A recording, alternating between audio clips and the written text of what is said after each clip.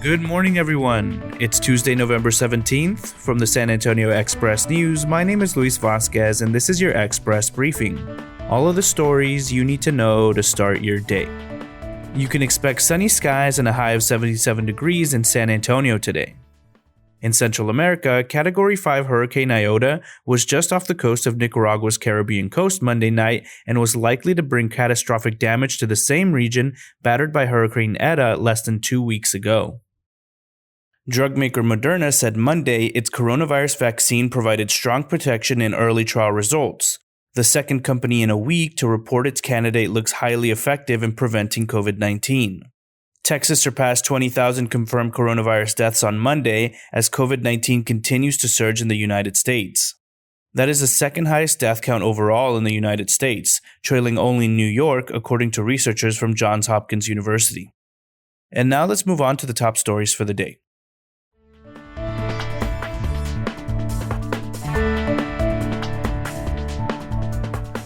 18-year-old Zekee Rayford has reoccurring nightmares of the evening 2 weeks ago when he was tackled, kicked, and tased by Schertz police officers after allegedly running a red light. "I was scared for my life, trying to get to the door, hoping that my dad would come," Rayford said Monday, speaking publicly for the first time. Daryl Washington, a Dallas attorney representing Rayford, said the young man now cries when he thinks about what happened. "What takes a ticketable offense to guns being drawn on him?" Washington asked. "There's nothing that Mr. Rayford did to justify such actions." The officers, whom authorities have declined to identify, were temporarily reassigned last week to other duties within the department during the investigation. Robert McCabe, a lawyer for Schertz officer Frank Chavarria, the one who used the taser on Rayford, has defended the officer's actions. Emily Eaton has the latest details on the situation at expressnews.com. The Oregon governor is calling it a freeze. In New Mexico, it's a reset. Across the country, state elected officials are frantically rolling back their reopening plans to slow the burgeoning surge in coronavirus infections. But in Texas, Republican leaders remain unwilling to change course in the face of soaring hospitalizations and an early uptick in deaths from the virus that has public health experts increasingly alarmed. Governor Greg Abbott has yet to impose new restrictions or allow county officials to take additional measures. Public health experts in Texas say people are not complying with 3 basic COVID-19 restrictions, which they say is contributing to the spread of the virus. More apartments, shops, and offices could be coming to the upscale Alon community after a firm bought about 43.5 undeveloped acres around it. The mixed-use Alon development, located across from the Rim Shopping Center, includes high-end apartments, a hotel and spa, offices, restaurants, and shops. Its Tuscan-style design features multicolored stucco exteriors, stone facade, and clay-tiled roofs. Criterion Development Partners acquired the land last month. The firm is talking with hotel, retail, and office groups about developing projects on half of the land it purchased. Madison Eisler has more on the company and the project's timeline in this week's Skyline column. Discipline has never been an issue for Shelly Lades. The Tejano singer-songwriter started performing professionally at age 10. The Catholic school she attended instilled a discipline that her parents reinforced at home. "Discipline is what's required now," she says, as the number of coronavirus infections in Texas pushes past 1 million and the death toll statewide exceeds 20,000. Lades says she wears a mask everywhere she goes, even on her customary 11-mile run. The San Antonio entertainer pulled off the trail and pulled off her mask to speak with us about her work for a new City of San Antonio campaign, What Will It Take? You can read more about Lades and the campaign in Elena Ayala's latest column.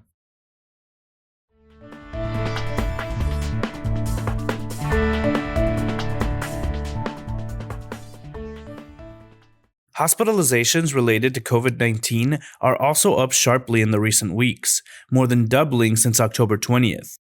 Nearly 11% of all patients in San Antonio hospitals are being treated for COVID. Healthcare facilities haven't treated so many coronavirus patients since late August. Lauren Karuba has the latest at expressnews.com. Next up are your need-to-know headlines. You can find all of these headlines and more inside your Express News subscription.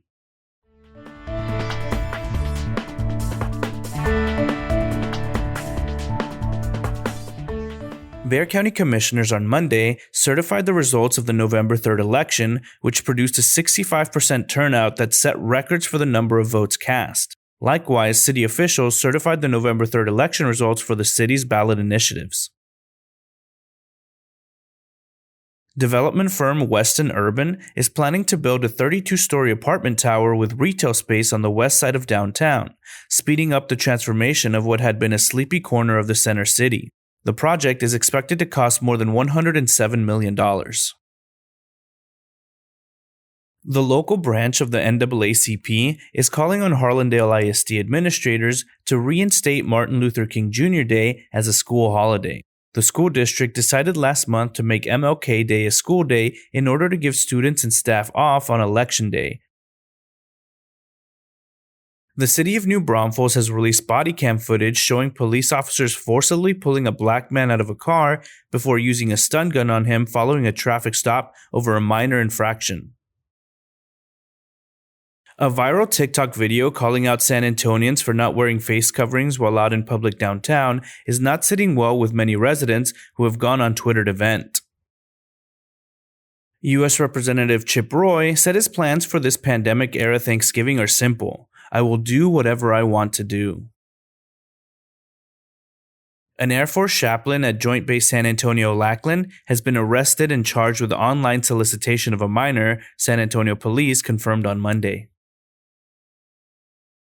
Trinity University has partnered with the San Antonio nonprofit Community Labs to improve and expand its existing coronavirus testing program for asymptomatic students, faculty, and staff.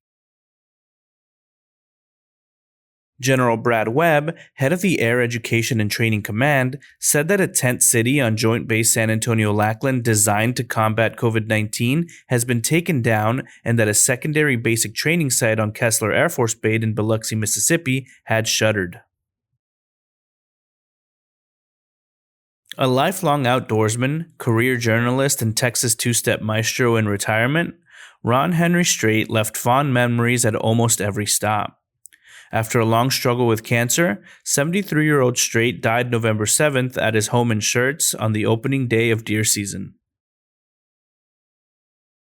The executive director of the San Antonio Local Organizing Committee for the 2021 Final Four said Monday that San Antonio stands ready to host the entire Division I women's basketball tournament should the NCAA decide to hold it in one location next spring.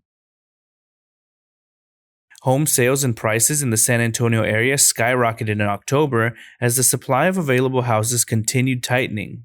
3,463 homes in Bexar County and surrounding counties were sold last month, according to the San Antonio Board of Realtors.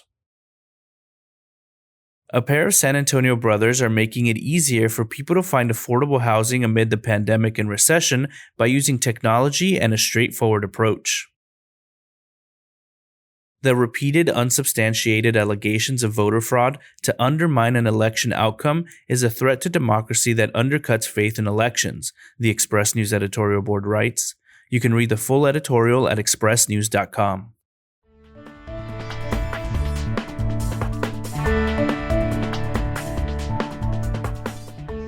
Inside of a sky blue building on Houston Street on San Antonio's east side, a small business is striving to make a difference. Last week, employees of Med Wheels and the Neighborhood First Alliance Rapid Response Team gathered personal protective equipment for a drive to support those battling the novel coronavirus. Jane Gonzalez, Med Wheels co-founder and CEO, joined the team members as they formed a human chain to pass the items hand by hand into the back of a van owned by the nonprofit Alliance. You can read more about Gonzalez and Med Wheels in this week's San Antonio Stories.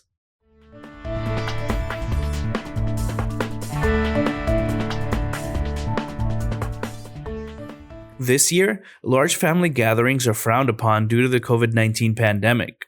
So the usual stars of the show, those 20-pound birds, are having their roles reduced to just breast or leg quarters.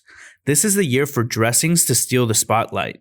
Chuck Blunt shows you how to pull that off in this week's Chuck's Food Shack. Rare jewelry in the Exquisite Adornment exhibit will expand the San Antonio Museum of Art's Asian collection.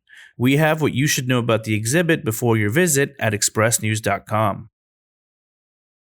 The planned relocation of Rosario's will have a tasty new addition as the new locale is set to have a rooftop terrace that will overlook Southtown.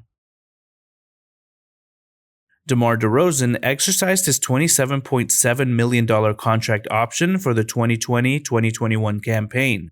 Barring a trade, which will remain squarely in the realm of possibility, the 31-year-old DeRozan will begin a third season in San Antonio when training camp opens on December 1st. Catch up on the latest rankings and Players of the Week awards in volleyball, football, and girls basketball at expressnews.com.